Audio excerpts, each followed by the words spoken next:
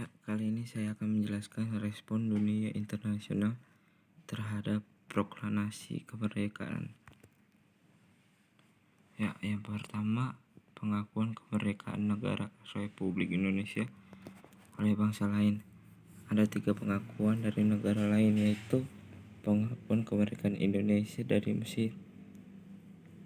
Menurut Mesir, salah satu bagian sekutu yang mengakui kemerdekaan Indonesia, dan mereka mendukung dengan Liga Arab untuk menerima kedaulatan Indonesia pada tanggal 22 Maret 1946 secara de facto mengakui kedaulatan Indonesia. Yang kedua, pengakuan kemerdekaan Indonesia dari India. India sama-sama dijajah oleh bangsa lain. Hal ini bertujuan untuk menembus blokade Belanda terhadap Indonesia ketika terjadi agresi militer 2 pada tanggal 19 Desember 1948. Yang ketiga, pengakuan kemerdekaan Indonesia dari Australia. Australia memberikan dukungan kemerdekaan kepada Indonesia. Hal ini karena hubungan yang sudah terjalin semenjak Indonesia dijajah oleh Jepang. Selain alasan lain, Australia mendukung Indonesia, yaitu sama-sama menyingkirkan Jepang sehingga Indonesia mendapat kedaulatan dari Australia. B. Peran PBB mendukung kemerdekaan Indonesia. A. Kontak Indonesia dengan PBB. 14 Agustus 1947, Sultan Syahrir menyampaikan beberapa hal dalam rapat Indonesia, Belanda, dan PBB. Yang pertama, pengajuan usul agar Belanda menarik pasukan dari Indonesia.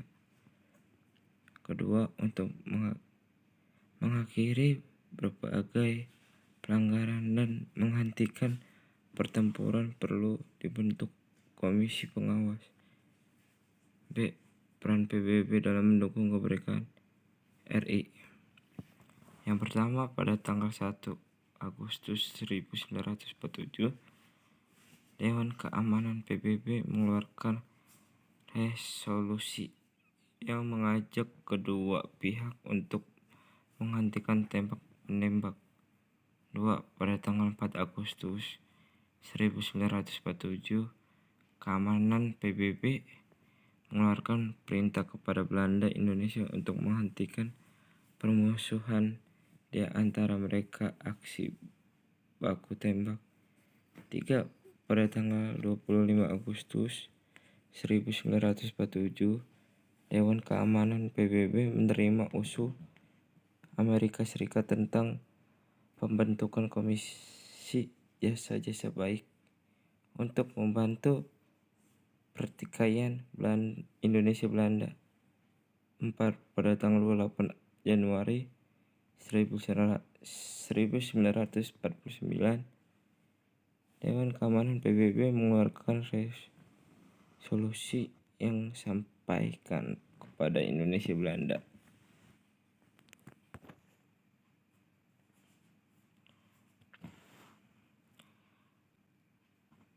KMB dan sikap Belanda terhadap Indonesia.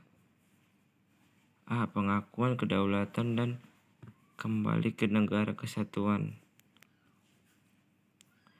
1. Konferensi Meja Bundar.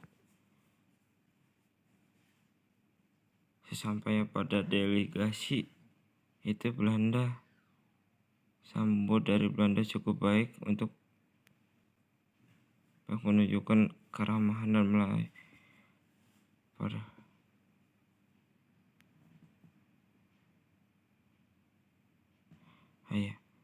hasil perundingan dari KMB sudah terima kedaulatan dari pemerintah kolonial Belanda kepada Republik Indonesia Serikat kecuali Papua bagian barat. Indonesia ingin agar semua bekas daerah Hindia Belanda menjadi daerah Indonesia, sedangkan Belanda ingin menjadi Papua bagian barat. Negara terpisah karena perbedaan etnis. Dibentuknya sebuah persekutuan Belanda Indonesia dengan Belanda sebagai kepala negara. Pengambilan alihan utang Hindia Belanda oleh Republik Indonesia Serikat. 2. Terbentuknya Republik Indonesia Serikat. Terbentuknya RIS lepas dari dengan kedatangan kembali ke Belanda ke Indonesia lewat agresi militer Belanda II pada 19 Desember 1948. Pada agresi militer II, Belanda menyerang Yogyakarta yang menjadi ibu kota Indonesia waktu itu. Bahkan sejumlah tokoh seperti Soekarno dan Muhammad Hatta ditangkap oleh Belanda, diasingkan ke daerah.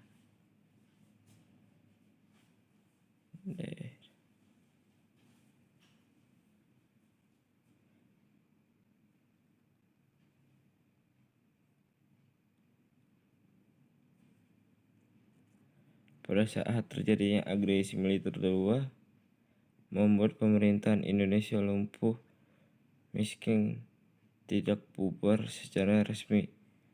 Presiden Soekarno-Hatta dan Wakil Presiden Muhammad Hatta sebelum tertangkap memberikan kepada Menteri Sumatera pemerintahan darurat.